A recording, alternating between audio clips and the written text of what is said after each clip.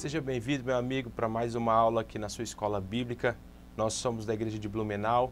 Te convido a acessar o nosso site, b-blumenau.com.br, e lá você vai ter materiais escritos disponíveis. De igual forma, toda semana nós temos aqui disponibilizado acerca das escolas bíblicas de todas as classes, desde o maternal até os adultos. Então curta a página, compartilhe aí, nos ajude a divulgar esse trabalho. Nós estamos na classe de jovens, nesse trimestre, primeiro trimestre de 2019, falando acerca do rumo à Terra Prometida, mais especificamente no final. Estamos no final desses 40 anos, o período da lição que a gente vai tratar agora, números 20, fala acerca da morte de Arão, da morte de Miriam. Então tem pontos assim que marcou essa caminhada pelo deserto do povo hebreu. Nessa lição dessa semana, nós temos como o título dela, Os Perigos do Deserto. E o texto do dia está lá em Salmos, o Salmo 124, que diz o seguinte: o nosso socorro está no nome do Senhor, que fez o céu e a terra. A síntese é: em algum momento da nossa trajetória haverá desertos a serem transpostos. É preciso ter muito cuidado para não sucumbirmos ante aos perigos que surgem nesses dias difíceis. A frase que eu coloquei é a frase de Samuel Bolton, que diz o seguinte: a lei pode acorrentar o lobo, mas é o evangelho que muda a natureza selvagem. Um cessa a corrente, o outro sara a fonte. Nós vemos que eu coloquei essa frase muito pelo ponto ao qual está situada essa história, né? Depois de caminhar 40 anos no deserto, vendo milagres de Deus, esse povo ainda não tinha acorrentado o lobo deles pela lei que já era dada através de Moisés, e eles não conseguiram acorrentar esse lobo interior, essa natureza pecaminosa, e por consequência dos seguidos pecados, as seguidas desobediências e rebeliões, esse povo foi condenado, toda essa geração, a não entrar na Terra Prometida, né? Nós veremos isso mais à frente durante a lição. A agenda de leitura começa de segunda até sábado, e eu quero dar uma dica para vocês. Como na lição anterior nós te recomendamos, a que eu apresentei, eu te recomendei a fazer um grupo no WhatsApp para os seus alunos, um grupo onde vocês mantêm contato, onde vocês compartilham coisas só referentes estritamente à escola bíblica. E eu quero te dar um outro conselho em cima disso: você colocar diariamente essa agenda de leitura em prática, fazendo da seguinte forma: você vai lá, grava um áudio com uma breve aplicação, muito breve, de no máximo 1 minuto, de 30 segundos a 1 minuto, falando o que você aprendeu com esse texto, e assim você vai estar instigando seus alunos a lerem. Compartilhe isso com ele, sem gravações muito longas, para não prender que você não vai conseguir prender muita atenção deles, mas dessa forma você vai estar estimulando cada vez mais a leitura dos seus alunos. Além disso, você pode, no grupo do WhatsApp, compartilhar também um plano de leitura bíblica, escolhendo uma carta X, uma parte de uma história Y, pegando, por exemplo, a carta aos Filipenses. Com 4 capítulos, você lê muito rápido, gasta ali 25, 30 minutos no máximo para ler essa carta. Uma carta onde vocês podem ler e elencar pontos em cada capítulo, compartilhando, fazendo um grupo de estudo bíblico mesmo. Então isso é muito bom, vai crescer muito a sua aula. Aproveitando o gancho do WhatsApp, outro ponto que eu quero te dar também como interação, além da interação proposta pela lição, é vocês tentarem se reunir, o grupo de escola bíblica tentar se reunir para debater, para compartilhar, não no sentido de estudo, mas se reunir para um ajudar o outro, para ter mais interação, promover essa união entre o grupo de jovens ao qual você leciona. Isso é fundamental, isso é muito bom, vai desenvolver a irmandade entre eles, vai desenvolver a empatia entre os seus alunos, e você vai ver quanto o reino de Deus vai ser agregado através dessa sua atitude. Eu sei que é difícil, a maioria das nossas igrejas já tem atividade quase a semana toda, eles vão ficar, aqueles mais igrejeiros ficam em casa 2, 3 dias, 3 noites na semana, mas vale a tentativa, nem que seja durante um culto, vocês, além da escola bíblica, claro, mas vocês se reunirem durante um culto, chegar 15 minutos antes, se na sua igreja tiver o hábito da oração 30 minutos antes, vocês marcarem de se encontrar lá 30 minutos antes, numa parte da igreja X, para vocês orarem em comunhão, um orando pelo outro, para que Deus venha continuar fortalecendo, Deus venha continuar agregando mais pessoas, agregando mais conhecimento, derramando do seu espírito através da sua escola bíblica. Eu tenho certeza que essas atitudes, se colocadas em prática, vai ser grandioso para a vida dos seus alunos e para a sua vida como professor também. A síntese da lição que já foi lida e nós continuamos aqui através dos objetivos.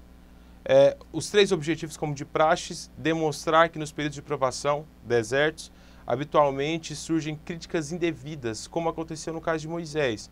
Saber que, como aconteceu com Jesus no deserto, a obediência é testada. E reconhecer que há instantes na vida de um servo de Deus que ocorrerão perdas pessoais irreparáveis, aos quais podem contribuir para o surgimento da solidão. A interação, ela é proposta de uma forma muito interessante e eu acho que é válida a aplicação na sua aula. Só que só toma cuidado para não estourar um pouco o horário. Mas a lição nos dá como interação você pegar alguma pessoa do seu convívio, da sua igreja, que passou por uma experiência de provação muito profunda, uma experiência muito pessoal, muito forte, e levá-la até seu grupo de escola bíblica para ele compartilhar. Eu acho que é importante você frisar, a única ressalva nisso é para ele ser bem breve, 10, 15 minutos no máximo, porque senão você não vai ter tempo para finalizar com qualidade a sua aula. Você chamando ele para falar ali durante 10, 15 minutos, compartilhar de forma breve a vida dele, essa experiência pessoal, vai fazer com que na mente dos seus alunos se torne mais próxima, mais similar os acontecimentos que se deu com Moisés e que são aplicados durante toda essa lição, tá ok? O texto bíblico está lá em Números capítulo 20, do 1 ao 13. Eu não vou ler, porque vocês já leram, tenho para mim que vocês já leram. Uma das características principais que essa lição nos mostra é que o deserto você vai do calor escaldante ao frio paralisante. Sobrevivendo literalmente no deserto. É uma arte e nós devemos aprender porque também na nossa vida espiritual essa alegoria do deserto é muito aplicada, é muito válida. O texto bíblico, como já foi falado, aí vou estar disponibilizando esse slide na nossa página da EB-Blumenau e também através de um link nos nossos cards aí no YouTube. A introdução, eu vou ler para vocês, diz que em Números 20 narra os episódios que aconteceram no 40º ano da viagem do povo de Israel pelo deserto. Os fatos são sobremodos decisivos e menciona, por exemplo, o falecimento de 2 pessoas muito queridas, como eu já citei, que eram seus irmãos, né, Miriam e Arão. Trata também da rejeição e repulsa pelo povo ao co-irmão. Trata também da rejeição e repulsa de um povo co-irmão, Edom, que impediu Israel de passar pelo seu território.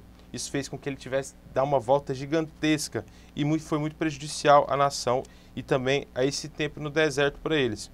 O longo período de caminhada naquele ambiente inóspito certamente proporcionou a Moisés muita experiência, tornando-o apto para entender a natureza humana como poucos.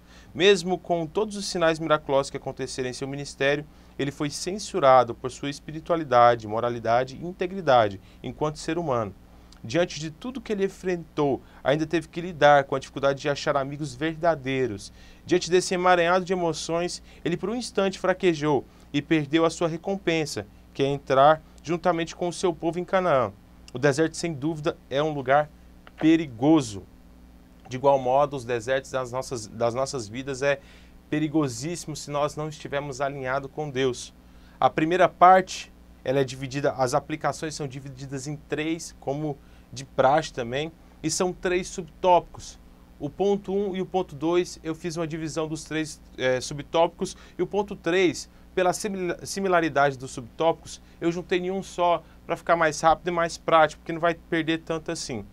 O primeiro ponto é, no deserto surgem as críticas. Primeiro, crítica contra a espiritualidade de Moisés, né?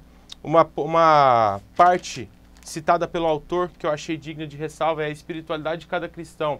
É testada fortemente no período em que a caminhada, no meio da caminhada e da escassez.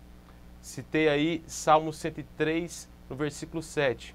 Fez conhecidos seus caminhos a Moisés e os seus feitos aos filhos de Israel.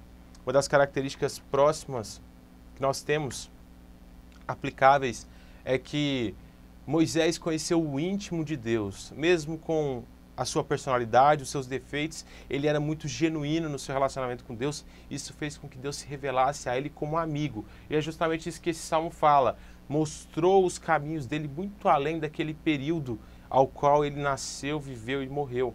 Mostrou a eternidade a Moisés. Diferente para o povo que ficou restrito aos feitos de Deus, aos milagres prontos, limitado pela sua visão escura e opaca, pelo seu coração endurecido.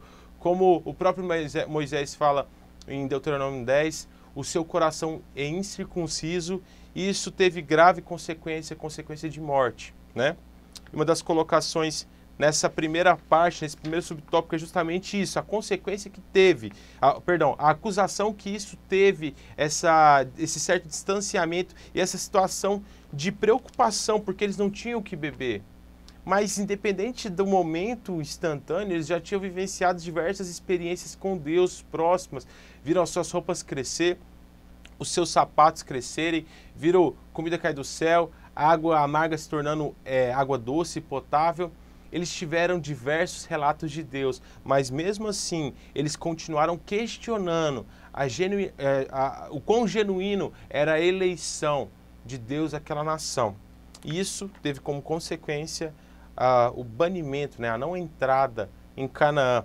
A outra questão é a moralidade, que eu coloquei como ponto alto aí da citação do autor, é que os hebreus não estavam com os olhos voltados para as coisas espirituais e eternas, mas se fixavam apenas nas transitórias, nas materiais.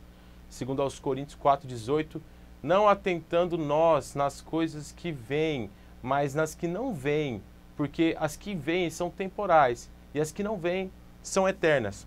Esse povo hebreu que viu a libertação e todos os feitos grandiosos do deserto se atentavam só à sua necessidade imediata. Estava preocupado com a água que não tinha naquela região, muito também pela situação da perda de Miriam. Eles estavam desesperados ali, era uma das referências, e essa ausência de água conduziu esse povo a uma condição de rebeldia muito profunda, onde eles duvidaram da honestidade, da integridade e de outros adjetivos de Moisés que eles já tinham testado, já tinham provado, e mesmo assim se rebelaram contra esse homem. Isso trouxe uma profunda sensação em Moisés e Arão. Eles ficaram muito próximos, se lançaram em terra, clamaram a Deus. Isso desceu para o coração de Moisés. Nós vamos ver mais à frente que desceu muito profundo. E Moisés agiu de uma maneira ao qual ele não deveria ter agido. Tamanha era a ingratidão desse povo, porque ninguém morreu durante os 40 anos de deserto. Ninguém morreu de fome, ninguém morreu de sede, todos eles tiveram as suas necessidades básicas atendidas de forma íntima por Deus, de forma muito próxima por Deus, através, não só as necessidades básicas, como necessidades necessidades de luxo, pequenas, como o conforto da nuvem durante o dia, o calor da coluna de fogo durante a noite e várias outras situações que testificavam já de forma profunda que Deus era com eles, que eles eram eleitos, mas mesmo assim a rebelião do coração deles se manifestou e eles se mostraram normalmente um povo de coração duro, de serviço dura.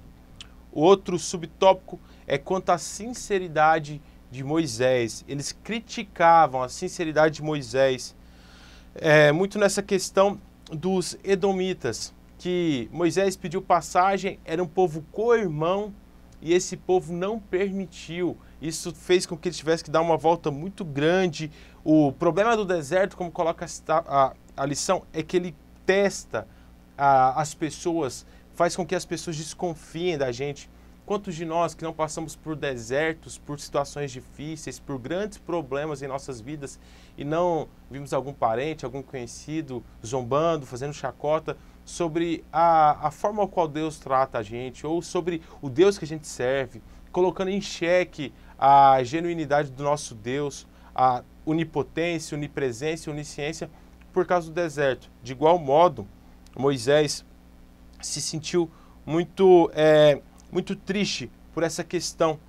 Nós temos como ponto alto que eu citei, destaquei desse terceiro subtópico do primeiro tópico, é que a honestidade, a integridade, a sinceridade e a pureza de propósitos de um líder apresenta-se sem dúvida como o seu maior patrimônio. Independente da situação, Moisés manteve a sua integridade, mesmo com a sua natureza errada e agindo de forma errada, ele manteve-se íntegro, santo contra o povo, porque ele queria corrigir o povo de uma certa forma, usou-se do milagre de Deus, que nós veremos mais à frente. Mas um ponto alto é que, independente dessa conduta errada dos edomitas, nós temos lá na frente que o próprio Deus não agiu da mesma forma. Ele tinha todos os quesitos, era um povo irmão, poderiam ter cedido, mas lá em Deuteronômio 23, nós temos a conduta correta de Deus em prol desse povo que negou passagem segura, mesmo pagando os impostos, pagando tudo que eles iam gastar, não onerando em nada esse povo co-irmão. Eles foram duros e não foram favoráveis à passagem do povo de Israel. Mas Deus lá em Deuteronômio 23 fala para o povo da seguinte forma: contudo não rejeiteis o edomita, pois esse é o teu irmão, de origem de Esaú, né? Não abomineis o egípcio, porque fostes estrangeiro em sua terra.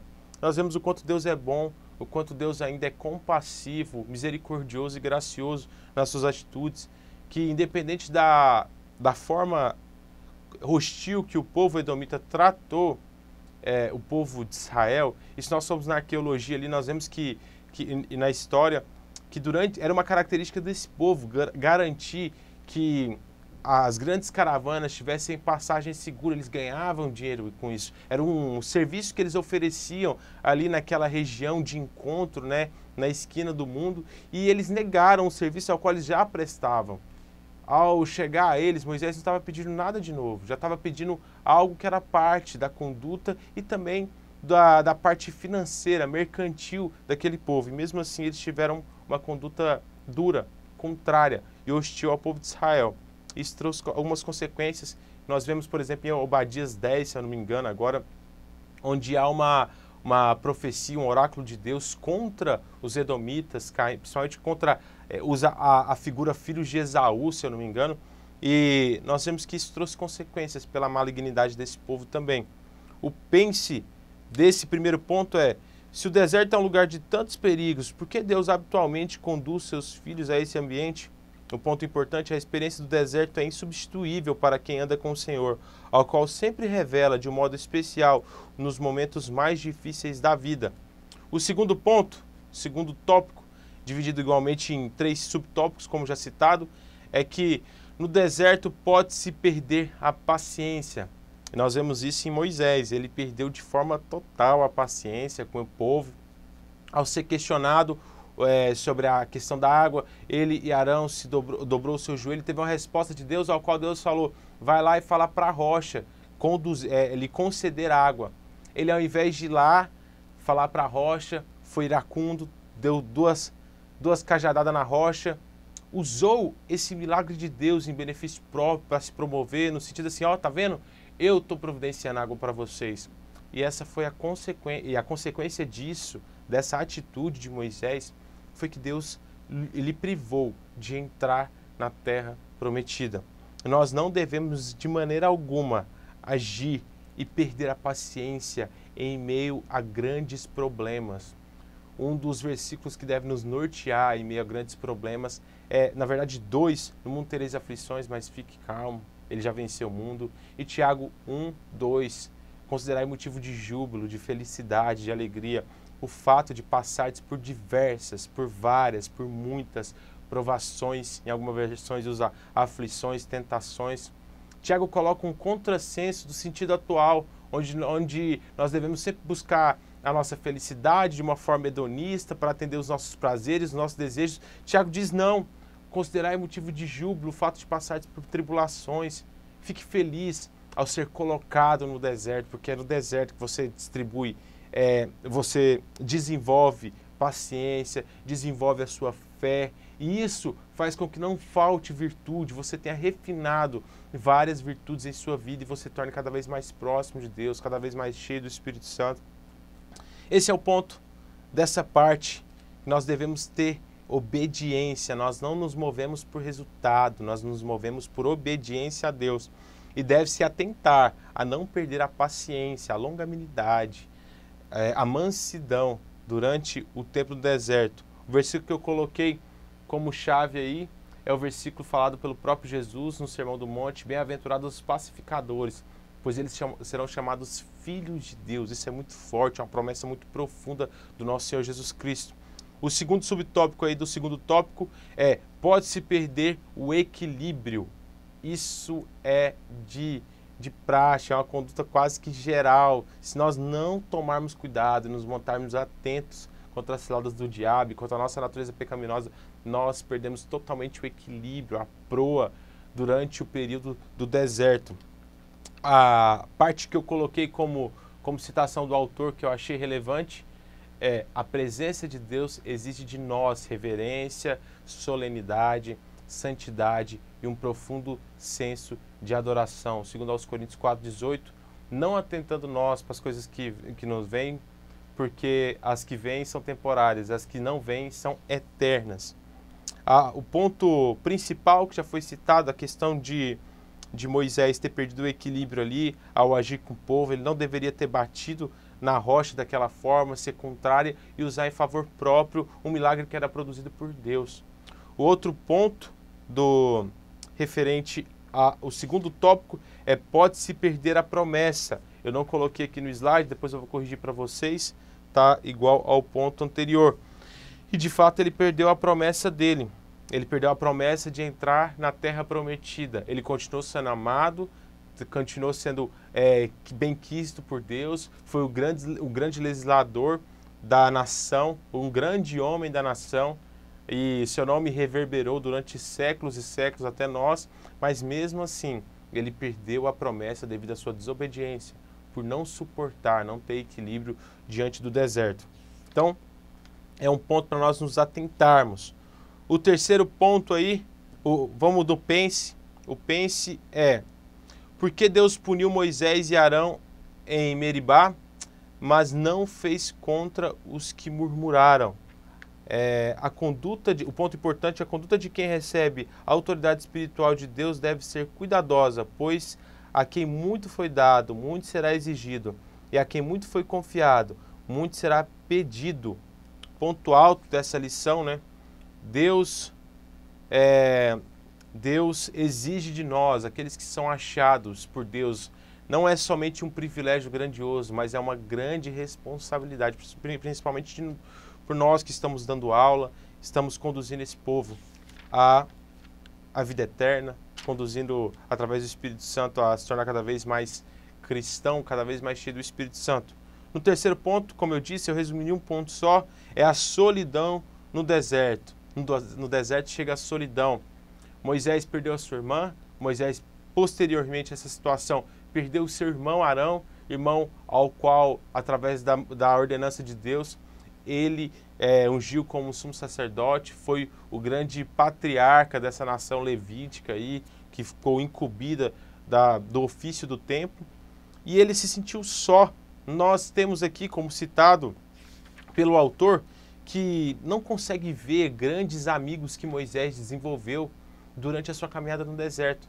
Ele tinha uma relação com seu irmão, tinha uma relação também com Josué, mas grandes amigos, como por exemplo Jonatas e Davi, ele não conseguiu desenvolver. Esse papel de liderança foi decisivo para isso, porque ele tinha tantas ocupações e, na verdade, nos dá uma lição de que Moisés a todo momento buscava ter amizade com Deus, ser conhecido como um amigo de Deus, como alguém próximo do Senhor, buscava ele a todo instante, seguindo as suas ordenanças e aprendendo cada vez mais com Deus. Isso nos traz a lição de que o deserto não é um momento de solidão, mas é um momento de intimidade com Deus, onde as muitas vozes do mundo se calam e nós escutamos somente Deus, ou pelo menos devíamos escutar somente Deus. Meus irmãos, vou fazer 2 indicações de livro para você durante essa semana. Um é esse aqui: indique aos seus alunos Santos do Mundo. Esse livro, do Leland Hicken, conta a história dos puritanos. É um livro formidável, eu indico a vocês, indique aos seus alunos. É um livro um pouco maior, também não é um livro muito barato. Normalmente os livros da Fiel são um pouco mais caros, mas é um livro que vale a pena o investimento porque fala muito aos nossos corações através da vida desse povo que eram os puritanos. Então, te aconselho a comprar, compre Os Santos do Mundo, esse livro é maravilhoso. E o outro que eu quero indicar para vocês é do William Tyndale, A Difícil Missão do William Tyndale. O William Tyndale é um aprendizado para as nossas vidas, porque foi um homem que traduziu a Bíblia para o inglês, foi perseguido, teve o seu trabalho perdido 2 vezes no mínimo, teve que perder tudo, vender tudo, viveu escondido, nunca pregou um sermão, mas foi o homem que transformou a literatura da Inglaterra e principalmente a vida espiritual dessa nação, porque ele foi o primeiro a colocar em idioma vulgar na Inglaterra a escrita bíblica, os escritos bíblicos, e assim influenciou gerações e gerações. Ele criou tantas palavras para o idioma inglês que o autor diz que, o Lawson, diz que provavelmente sem o William Tyndale, o Shakespeare não teria acesso, não teria construído uma literatura tão rica. Então ele influenciou vários homens, Coverdale, influenciou também na Bíblia King James, os escritos da King James, a maioria foi retirado da tradição do William Tyndale.